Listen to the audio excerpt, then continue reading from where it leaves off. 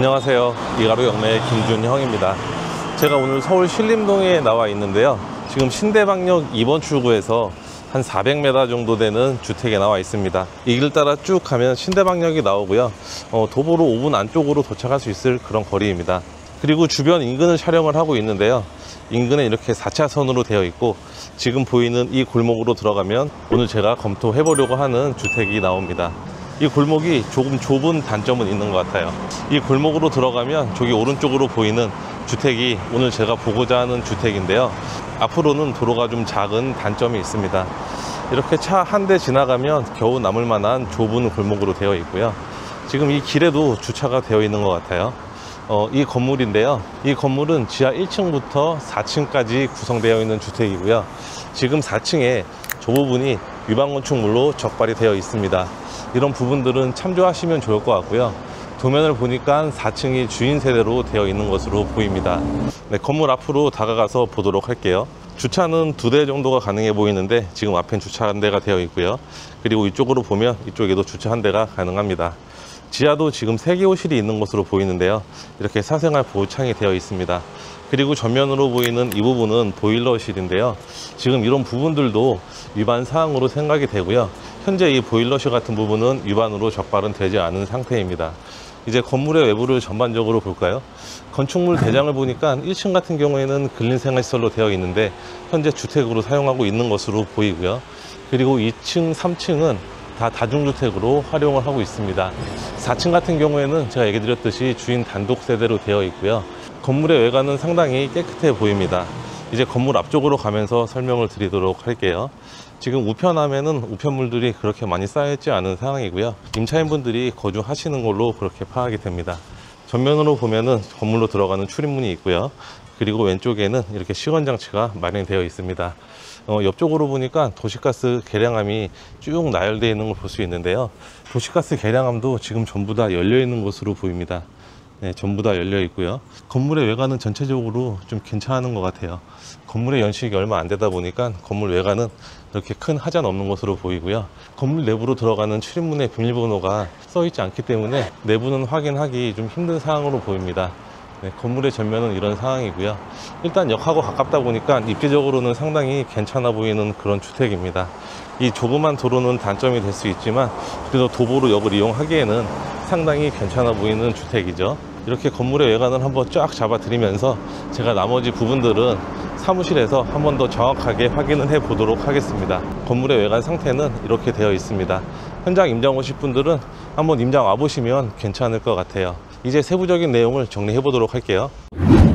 지금까지 현장 영상을 보고 왔는데요. 제가 내부를 살펴보지 못한 게 조금 아쉬운 부분이기는 합니다. 위치는 상당히 좋은 주택인데 말이죠. 제가 내부 사진은 경매 정보지를 보면서 설명을 드리기로 하고요.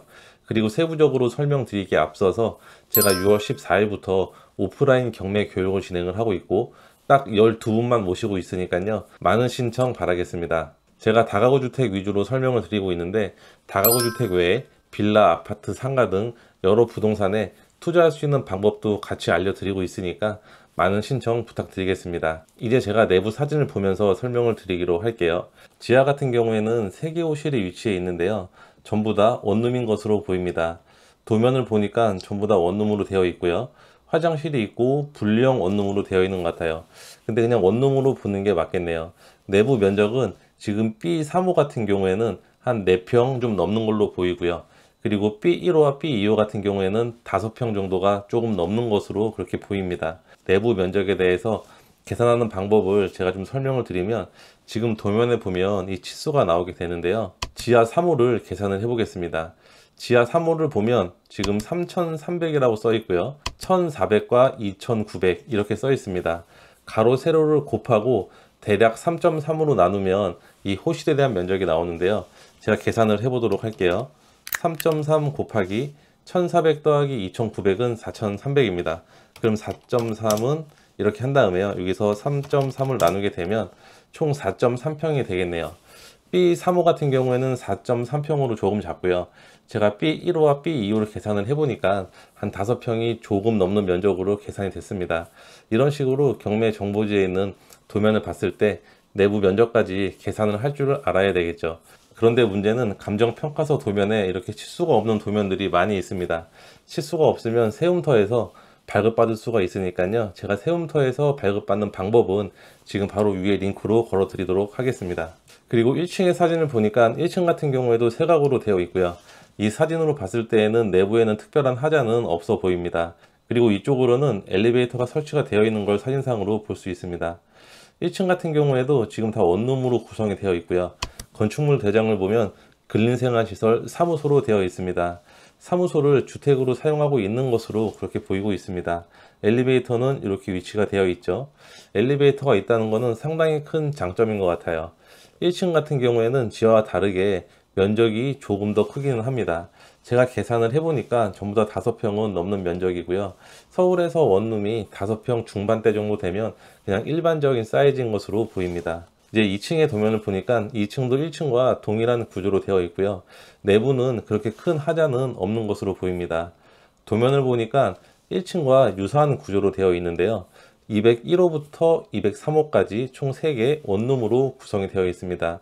면적은 5평 이상으로 보여지고요. 그리고 3층의 도면을 봐도 3층도 2층과 동일하게 구조가 되어 있습니다. 3층도 마찬가지로 5평이 조금 넘는 원룸으로 판단이 됩니다. 그리고 4층 같은 경우에는 지금 주인 단독 세대로 되어 있는데요. 한 가구로 구성이 되어 있습니다. 도면을 보니까 지금 침실은 2개로 도면이 작성이 되어 있는데요. 제가 현장 영상에서도 얘기 드렸듯이 외부에서 보면 판넬로 증축한 흔적이 보였고요. 저 부분이 위반 건축물이다 라고 얘기 드렸는데요. 그 부분이 바로 이 부분입니다. 제가 보기에는 이 부분을 활용을 해서 방을 더 만든 것으로 그렇게 보이는데요. 이렇게 쪼개서 침실을 좀 크게 확보한 것으로 보이고요. 그리고 이쪽을 이렇게 해서 방을 한 개 더 만든 것으로 추정이 됩니다. 이쪽은 거실로 사용을 하면 되겠죠. 이런 식으로 제가 보기에는 3룸이 되지 않을까 그렇게 추정을 해볼 수 있을 것 같아요. 건물의 외관 사진인데요. 제가 방금 설명드렸던 위반 건축물은 이 부분이라고 생각을 하시면 됩니다. 4층에 증축한 부분이라고 생각을 하시면 되죠. 제 경매 사건을 보기에 앞서 위치를 대략적으로 설명을 드리고 경매 사건에 대해서 검토를 해보도록 하겠습니다. 신대방역 1번 출구에서 도보로 5분 정도 걸리는 위치에 있고요. 미터수로 따지면 한 400m 정도 되는 것으로 그렇게 보입니다. 상당히 가까운 위치에 있어요. 그리고 언덕이 없이 평지로 되어 있어서 보행하기에도 상당히 괜찮았고요. 하지만 단점은 주택으로 진입한 이 진입로가 좀 작다 보니까 차량으로 운행을 했을 때에는 주차에는 조금 어려움이 있을 것 같습니다. 하지만 서울 같은 경우에는 역세권에 위치해 있으면 임대는 잘 나간다는 그런 장점이 있으니까요. 장점이 더 큰 건물로 생각이 됩니다. 이제 경매 사건에 대해서 분석을 해보도록 하겠습니다. 사건 번호는 2024 타경 123286번입니다. 다가구 주택으로 분류가 되어 있지만 다중주택이고요. 위치는 서울특별시 관악구 신림동 497-23번지에 위치해 있습니다. 토지의 면적은 40평 정도 되고요. 서울의 다중주택은 보통 30평대도 많이 있는데 40평 정도면 토지의 면적은 무난하다 이렇게 생각이 됩니다. 그리고 감정가는 19억 정도로 감정평가가 되었고요. 지금 현재는 20% 낮아진 금액인 15억 4천만 원 선부터 진행이 되는 물건입니다. 매각기일은 2025년 6월 11일이니까요. 지금으로부터 한 12일 정도, 2일 정도 남았네요. 이 물건에 관심 있는 분들은 저한테 연락을 주셔도 되고 아니면 현장 임장 나가서 이것저것 따져보시길 바라겠습니다. 그리고 토지의 건물의 현황을 보니까 토지는 지금 한 필지로 구성이 되어 있고요. 건물은 1층부터 4층까지 다 다중주택으로 되어 있습니다. 지하도 존재하고 있고요. 제가 건축물 대장을 살펴보도록 할게요. 네, 건축물 대장을 보니까 위반 건축물로 지금 등재가 되어 있는 상황인데 4층 부분만 위반으로 걸려 있습니다. 지하부터 3층까지는 다중주택으로 되어 있는데요. 1층 같은 경우에는 공무상 용도가 2종 근린생활시설 사무소입니다. 지금 이 부분도 주택으로 사용을 하고 있기 때문에 엄연히 따지면 위반이라고 생각을 하면 되겠죠. 사용 승인일은 2022년 6월 9일인데요. 지금으로부터 2년이 채 안 되는 건물이고요. 외부 상태는 상당히 양호했습니다. 승강기도 한 대가 배치가 되어 있고 주차는 2대 정도가 가능합니다. 변동사항을 보니까 지금 위반 건축물로 적발이 되어 있는데요. 4층 20제곱미터 조립식 패널 단독주택이라고 써 있네요. 지금 4층 부분만 위반 건축물로 등재가 되어 있습니다. 하지만 1층의 보일러실도 엄연히 위반 사항이고 이런 부분들은 충분히 염두하고 입찰 검토하시길 바랄게요. 건물의 등기부등본을 살펴보도록 하겠습니다. 근저당 설정일이 2022년 6월 21일로 말소 기준 권리가 됩니다. 채권 최고액은 9억 7,200만원 정도가 되네요. 이하 전부 다 소멸되는 물건이고요. 특별한 내용은 없는 것 같습니다. 이렇게 보니까 주택 임차권 등기를 하고 퇴거하신 분들이 상당히 많은 걸로 보여지네요. 임차인의 현황을 보도록 하겠습니다. 말소 기준 권리는 2022년 6월 21일로 말소 기준 권리보다 전입이 빠른 임차인이 있다면 우린 인수를 해야 되고요. 말소 기준 권리보다 전입 신고가 늦은 임차인이 있다면 대항력이 없기 때문에 낙찰자가 인수하지 않아도 됩니다. 그럼 대항력이 있는 임차인이 있는지를 확인해 보도록 할게요. 지금 임차인들의 전입 신고 일정을 보니까 전부 다 말소 기준 권리보다 후순이어서 낙찰자가 인수할 권리는 없는 것으로 판단이 됩니다. 지금 보니까 전부 다 전세로 세팅이 되어 있습니다. 103호 같은 경우에는 1층이죠. 보증금 3천에 월세 45만원으로 전입신고를 하고 계시네요. 이런 부분들을 보면 대략적으로 월세도 가늠을 할 수 있겠죠. 월세 같은 경우에는 제가 네이버 부동산으로 보면서 대략적으로 따져보도록 하겠습니다. 네이버 부동산으로 시세를 확인해 보도록 하겠습니다. 오늘 저희가 부동산 인근에 나와 있는 월세로 검색을 했고요. 보증금 1,000만원에 월세 60만원으로 광고가 등록이 되어 있습니다. 내부의 면적은 한 4평 정도로 보이는데요. 4평 정도 되는 원룸이 보증금 1,000만원에 월세 60만원으로 광고가 등록이 되어 있고요. 조금 더 보도록 하겠습니다. 조금 더 보니까 보증금 300에 월세 30만원짜리가 있는데요. 이건 지금 지하로 물건이 나와 있는 겁니다. 아마 건물도 좀 노후도가 됐다 보니까 월세를 상당히 싸게 받는 것으로 보이고요. 이 건물은 1989년식입니다. 우리 건물과 비교를 하면 안 되겠죠. 제가 조금 더 살펴보도록 할게요. 또 원룸이 보증금 1,000만원에 55만원에 등록이 되어 있고 면적은 6평 정도 됩니다.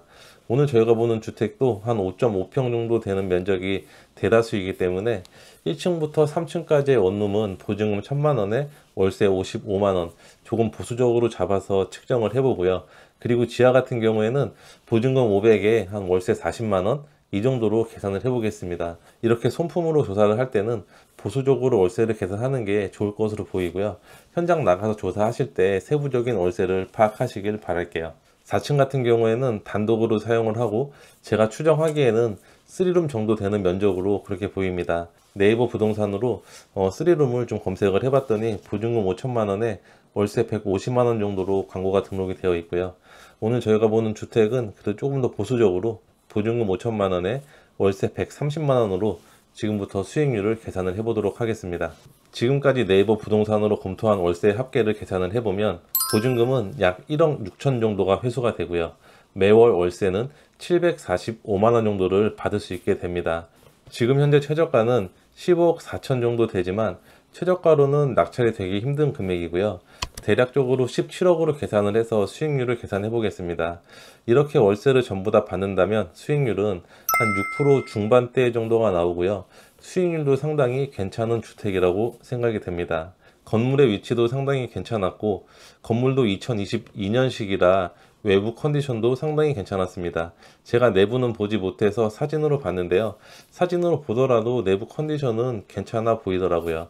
그리고 엘리베이터까지 설치가 되어 있으니까 4층에는 직접 주인이 거주하면서 임대를 놔도 괜찮은 물건인 것으로 보여집니다. 오늘 제가 준비한 영상은 여기까지고요. 오늘 영상이 도움이 되셨다면 구독과 좋아요 부탁드립니다. 다음 영상에서 뵙도록 하겠습니다. 감사합니다.